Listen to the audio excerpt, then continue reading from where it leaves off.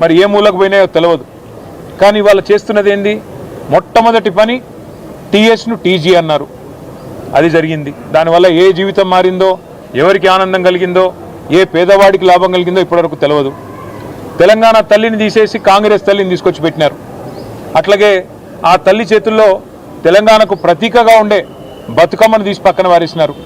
అసలు తెలంగాణ అస్తిత్వానికే దెబ్బకొట్టే విధంగా మరి ఆ తల్లి రూపునే మార్చి ఇవాళ ఒక దివాలా తీసిన కళావిహీనంగా ఉన్న కాంగ్రెస్ తల్లిని మన మీద రుద్దే ప్రయత్నం బలవంతంగా ఒకవైపు. ఇంకా విచిత్రం, రాచరిక పోకడలు అంటాడు. ఏమనంటే హైదరాబాద్కి నిషాన్ చార్మినార్, ఆ చార్మినార్ని తీసేస్తా అంటాడు. ఏది? మన తెలంగాణ రాజముద్ర నుండి. కాకతీయ రాజులు, కాకతీయ డైనాసిటీ వారు తెలంగాణకు చేసిన విశేషమైన మేలు మీరు చూడాలి అనుకుంటే మీరు తెలంగాణలోని ఏ జిల్లాకి పోయినా వారు కట్టించిన చెరువులు, వారి ఆధ్వర్యంలో జరిగిన వ్యవసాయ పురోగతి ఇవన్నీ మీకు కనబడతాయి. అట్లాంటి కాకతీయుల కళా ప్రభావానికి, కాకతీయ గొప్పతనానికి వెలుగుగా ఉన్న, వరంగల్కు చిహ్నంగా మారుపేరుగా ఉన్న కాకతీయ కళాతోరణాన్ని తీసేస్తారు. ఇట్లా అపసవ్యపు పనులు, దిక్కుమాలిన పనులు, తుగ్లక్ పనులు తప్ప ఈ ముఖ్యమంత్రి గారు చేసిందేమీ లేదు.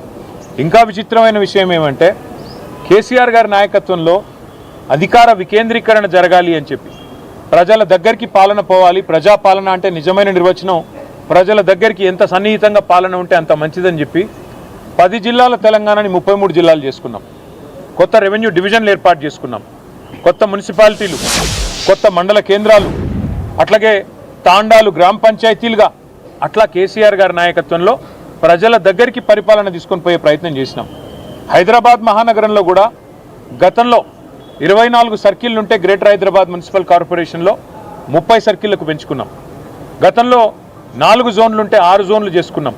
ప్రతి జోనల్ కమిషనర్కి, ప్రతి డిప్యూటీ కమిషనర్కి శాంక్షన్ లిమిట్స్ పెంచుకున్నాం.